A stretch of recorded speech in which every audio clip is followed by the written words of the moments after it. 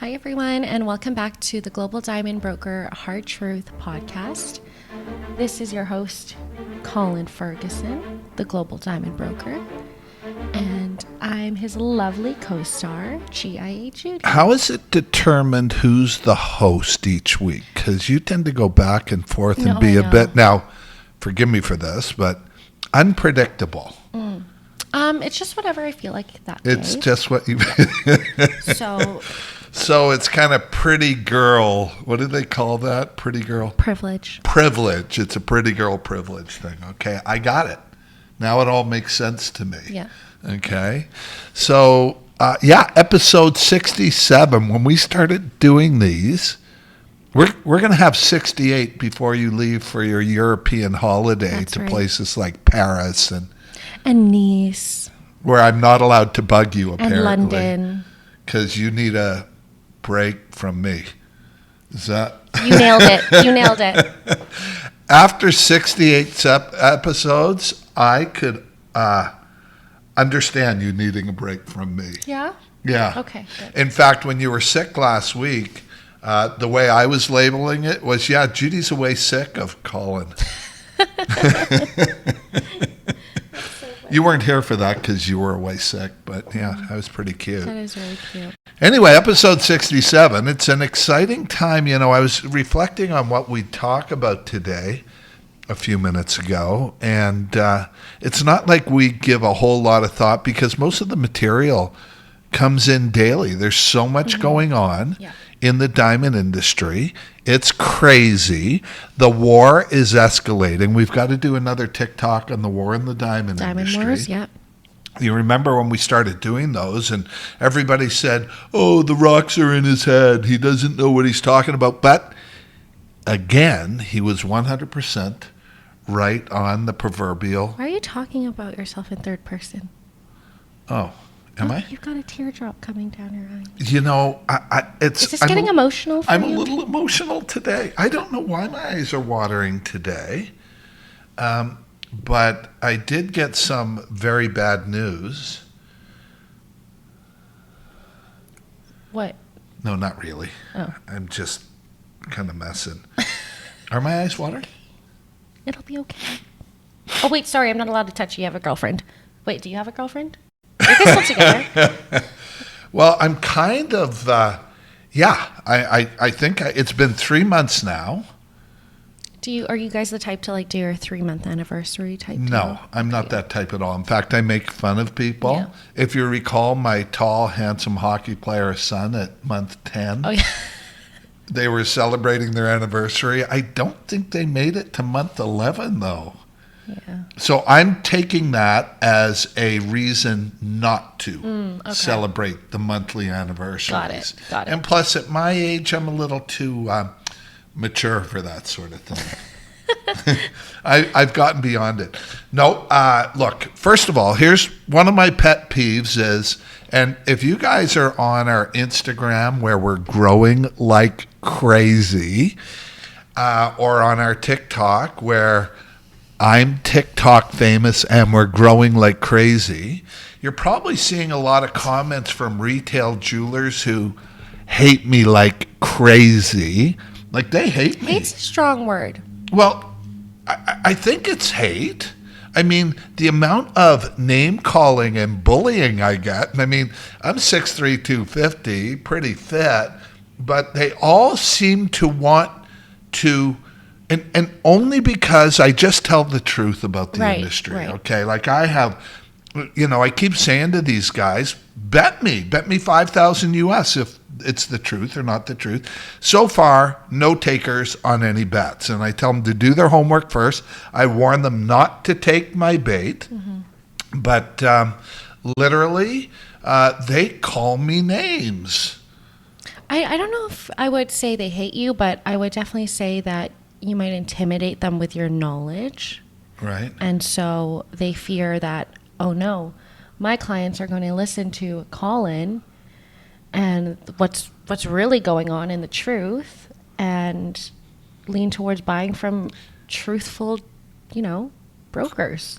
Well, it's interesting because I think you're right. And there's a lot of fear in the diamond industry right now. And that fear is predicated on the fact that lab-grown diamonds are kicking the ass of mined diamonds. And look, I've been doing this for 41 years. I'm a diamond passionado, for like I love these things. I've loved them forever. It's not my first rodeo. And so I don't relish in the fact, and some people say this, I do have personal views. I don't relish in the fact that lab grown is doing what it's doing in the industry. The fact that, no one on the planet can tell the difference by looking. In fact, I was sitting down with Branko Deljanin the other day, and I made this comment and about no one being able to look, who, if you Google the guy, he's top international scientist, expert, GIA trained, EGL trained, has owned labs, is probably one of the foremost authorities in the world right now in the diamond industry next to... You have a book of his here, I think. I have a couple of them back there right now. I wondered where you were going there. And now I'm going to have to keep checking out behind my... Very brilliant man. Very brilliant. And he said, well, I can tell the difference. And I said, not by looking, though. And he goes, no one in the world can tell the difference. And this is a big problem for the industry. I mean, it takes a top scientist. It takes the Gemological Institute. So far, remember, the technology's growing, and where the technology wants to be is the perfect mined diamond from a laboratory. Right now we're dealing with the fact that these mined diamonds are mixed with laboratory diamonds and have been for decades that literally are in the pipeline already, and they're not getting rid of them. They can't. They're on the fingers of people who think they have a mined diamond, and they're lab created. I mean, this is what's going on. Check your diamonds, check your sources, check where they come from. I was reading an article again this morning about Serene, who changed their name from Sarin to Serene after the sarin gas murders in Japan and stuff, to Serene, just an interesting little fun fact for you there, who's working now with De Beers, the iconic, legendary, big player in the industry, the Goliath really, to do tracing on where diamonds come from in an attempt, again, to make it okay from the ethical perspectives to own a mined diamond. Well, I am an I'm not going to say I'm an environmentalist, but I'm pro the environment. They're never going to get around that. They're never going to get around the mining issue. They're never going to get around the ethical issues. I mean, they've been there forever. And now, how do you get around the issue of where a diamond comes from? Provenance. Right? Provenance. For the stones in a way where it's dependable and trustworthy. What if they set up a lab in a country and send these things through? So there's a lot of questions in the industry to be answered. We know that, De Beers is in the lab-created game now, which to me means, and I think we can come to accept this, they've been there for longer than anybody else. They're the biggest supplier in the world of lab-created diamonds. I think what we're going to see is the growth of that side of the industry. It's doing it by itself, and this big player who's been doing it for generations is going to step in and pave the way forward, and that's what we're seeing right now. So, so it'll be interesting times in the diamond industry. How did I do with that? Was that good? Top tier. Hey? Top tier. Top tier, right? Like Anyway, all we want to do is report the news. And this is what I say to these guys. I'm not saying anything that isn't a fact. This is the hard truth in the diamond industry right now. It's a bitter pill to swallow. It's like the video we did last week that you did such a tremendous job on. By the way, Judy produces all those videos. It's remarkable. the one about the new topography, and you were so cute last week. Which means landscape, by the way, in case you didn't know. Colin's like, where did you learn that from? The new topography. Look, if you're going to get a mine, prepare to spend a lot of money, even though prices are falling like crazy, but just to keep up. Like, this morning we get leads from all over the world every day. We're busy AF, okay? For those of you who don't know what that means, ask your teenager. But we're busy AF. And this morning we have 3 leads from people who are looking for their diamonds in the 4 to 5 carat range. Yeah. Right? Like 4 to 5 carats. This is heavy artillery in the diamond world, right? And size really does count. Yeah. It really does. And so if you're going to go get, because you're devoted to a diamond that came out of the ground, you hope, and you're going to get that stone, and you're going to spend your $10,000 on a 1 carat DVS1, or if you pay retail, double that. That's a pretty hefty lab-created diamond where no one in the world can tell the difference, because there is no difference. And you're going to be out there with a very small diamond that has inherently some ethical and environmental issues as to where it came from. And that won't compete in the real world. And I just can't, again, I cut my teeth on these. I opened chains of jewelry stores. I represented mines where everything was natural or mined, whatever you want to call it. At the end of the day, it's all turning out to be natural. But it's an interesting time in the industry, and it's an interesting time for consumers to understand what it is that they're owning. Right? The paradigm is not buying, and I guess that's a nice segue, but it's about owning.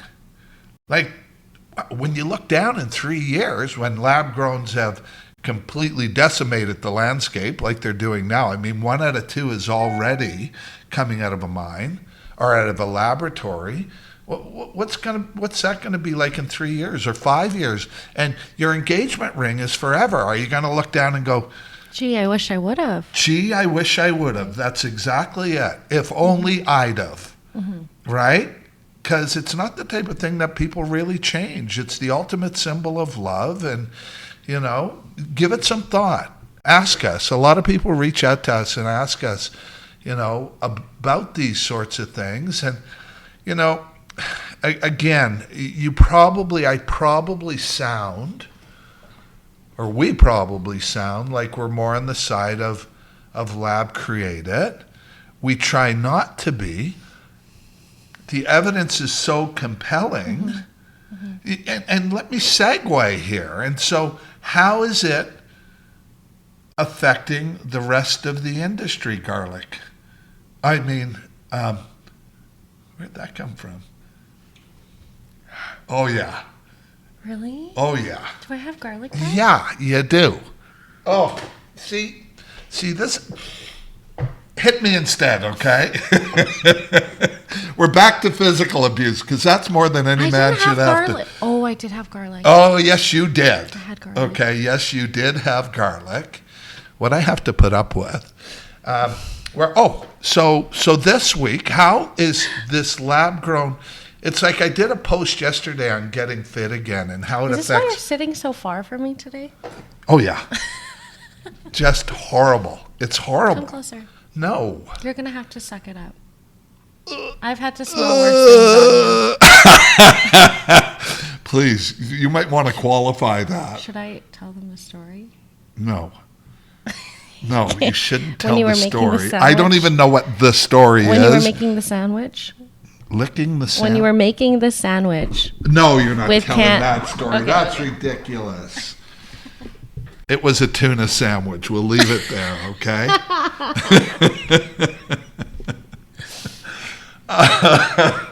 Oh my God. Okay.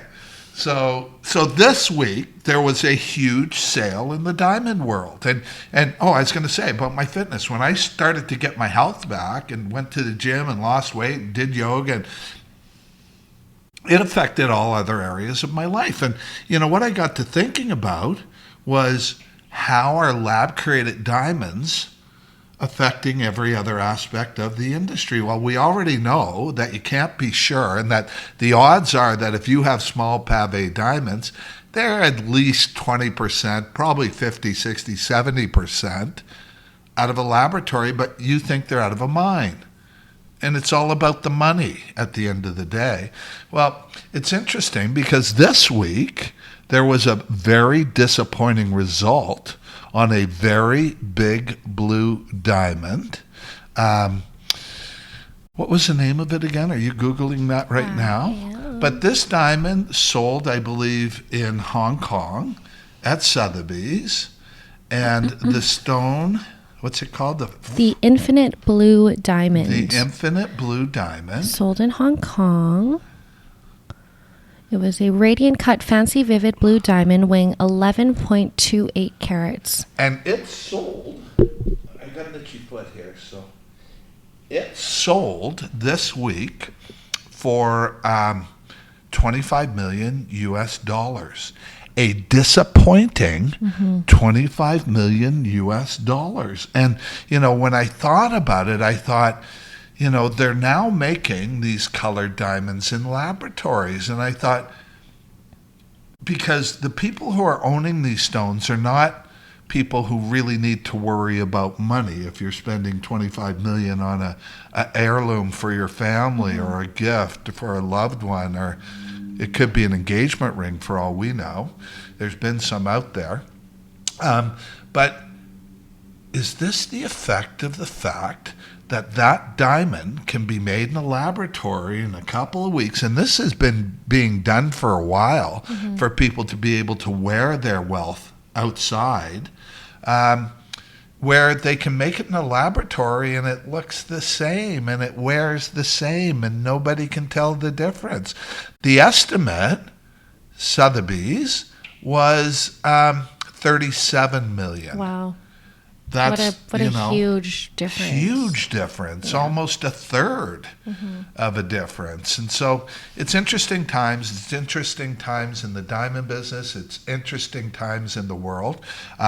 It's interesting times for us because we're busy. One of the things that Judy and I've run into recently, GIA Judy, named her, is the volume of business. We need to expand our base. One of the things we have coming up is we're going to start providing price guidelines for our clients. So you know what you should pay daily, up and down. If there's movement in prices,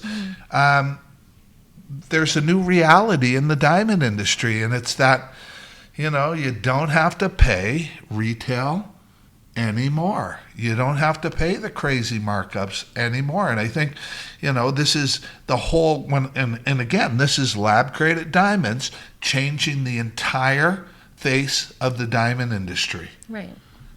That's pretty good stuff, eh? It's amazing how I can get talking about this and then it's out there when you wonder what we're going to talk about. But these are the effects of the lab grown marketplace, right? There's, prices are plummeting in the mined diamond industry. The retail aspect of the industry is, although it's still there, it's getting figured out. I mean, who wants to pay high overheads? Anyway, I am, and we are, the Global Diamond Broker. That's our podcast number 67. Look, ask us questions if you're wondering, if you have doubts. If you have doubts about your ring you have now, or if you have doubts about, please reach out to us. You've got questions. We've got the answers. We also have the best prices in the diamond industry globally. Nice to see y'all again. You did a good job today. You're very, Judy's my straight man. You were very, until you brought the tuna sandwich up, I thought you were, so obviously you're not that straight. All right, you guys.